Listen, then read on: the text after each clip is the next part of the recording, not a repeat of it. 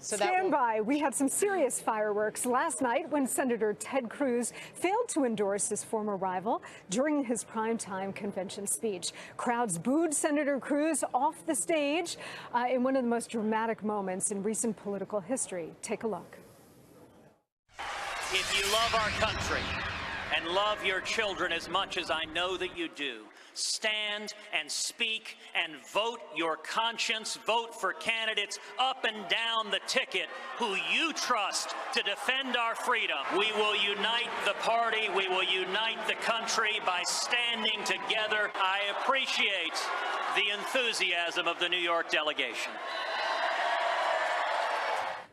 Well, Republican leaders didn't waste much time ripping into the Texas senator, including some of his one-time supporters. This is a contest, and I understand contests. I'm a competitor.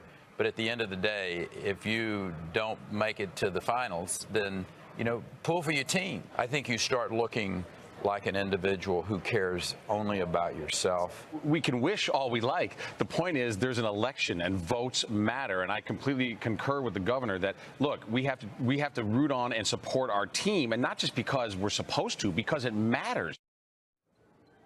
But at a breakfast with the Texas delegation this morning, Senator Cruz doubled down, and he didn't just refuse to endorse Donald Trump. He wouldn't even say whether he would vote for him. I'm watching. I'm listening. And as I told you last night, the standard that I intend to apply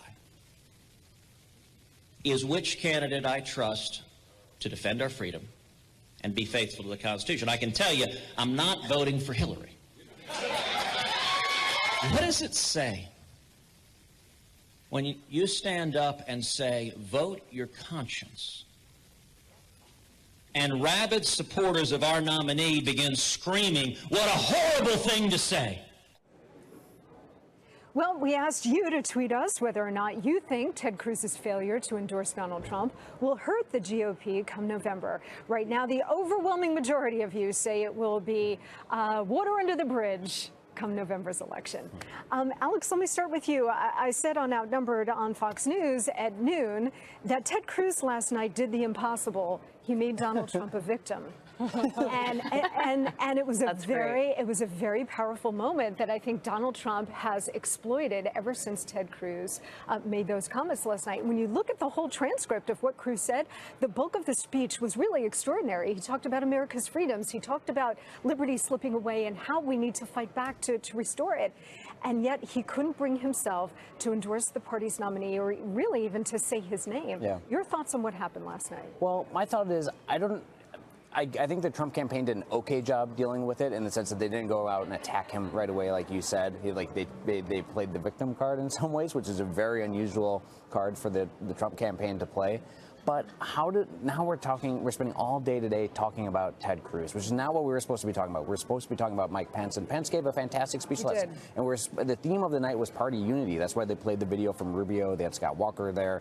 It's supposed to be conservatives coming together. And if Cruz wasn't going to endorse him, I don't totally understand why the Trump campaign would have him address the convention if he wasn't going to support the nominee. Well, how about this? How about they knew he wasn't going to endorse him? They gave him enough rope to hang himself, and he did. Lisa. I would agree with that sentiment. They knew hours in advance, and they had the option. I know that it was at least discussed, like, do we pull the cord or not? But then let him go ahead. Story. Well, and Dagen and Monica, so Hillary Clinton's slogan is "I'm with her." Ted Cruz's slogan is "I'm with me," because this is only about Ted Cruz. Ted Cruz's relationship with Donald Trump has only been what is politically expedient. You look back to I'm going to go hold on, give me a second. You go back to September 2015. He asked Donald Trump to headline a Capitol Hill rally with him against the Iran deal because he knew that Donald Trump was picking up steam and he wanted his supporters and he was expecting him to implode. December 2015, he sent out a tweet saying Donald Trump is terrific. # deal with it. January, hold on, please. Hold on just one second. Hold on. Give me a second. Sorry. Heading into January, Ted Cruz completely changed his tune because Donald Trump was closing in on him in Iowa. And he said that Donald Trump now suddenly has New York values and isn't right for Iowa or the country. That's when the relationship started to deteriorate because Ted Cruz was only interested in doing what was best for Ted Cruz. Okay, go ahead, Kat. Things about my dad that are a lot less serious than that. That was way before that. His relationship deteriorated before that entire interaction. What he did yesterday was not politically expedient. Absolutely. Look, everyone's mad. He did what he felt he had to do. Because he thinks it'll help him in 2020. Party is not a cult. If you feel like you're completely, it goes against your conscience to say something, he did it in a classy way. It's really hard to do the right It's not a classy way to completely disrupt the convention. But this is how he's only looking after himself. I agree with Kat, but this is how I handle revenge. I keep it deep buried inside. If you wrong me, I will lie and I will wait. I will wait for the perfect moment to get you back. And I don't think that was the perfect moment because it made him look petty.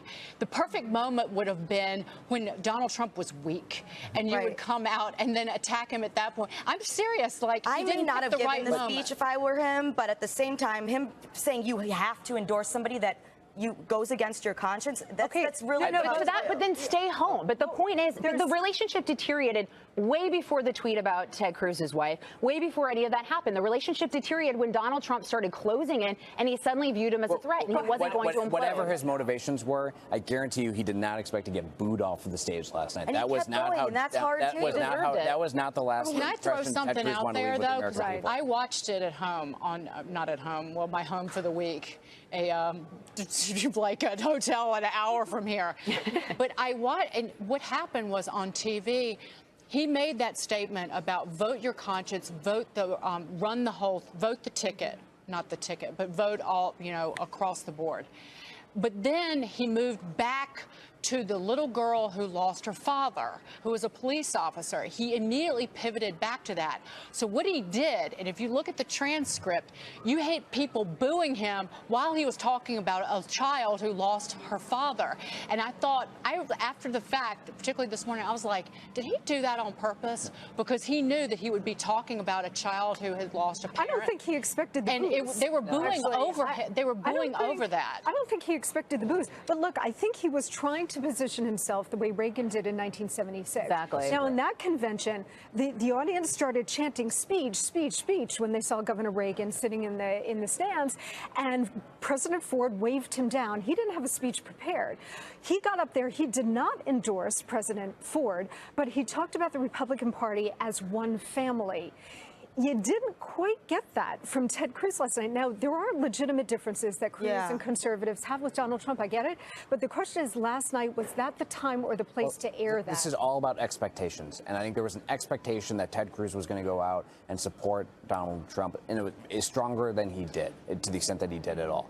And the delegates were disappointed. I think the Trump campaign was disappointed. And it's reflected in the media coverage today. Well, if you don't meet expectations, that's going to be a problem. But the reason people in D.C. don't like him is because everything that he does is in his own self-interest. Exactly. And that speech last night, that speech last night was definitely in his own self-interest.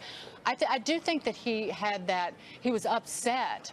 But again, he was playing it. He was playing it. That may be true, but at the same time, to say that it's like he's finally takes this moment and this long list of it's this massive conspiracy. It's not a conspiracy. This is how politics work, though. How politics work, also how being a human being works. Sometimes, but being a human being and politics aren't necessarily hand in hand. You don't want to do it. You don't have to.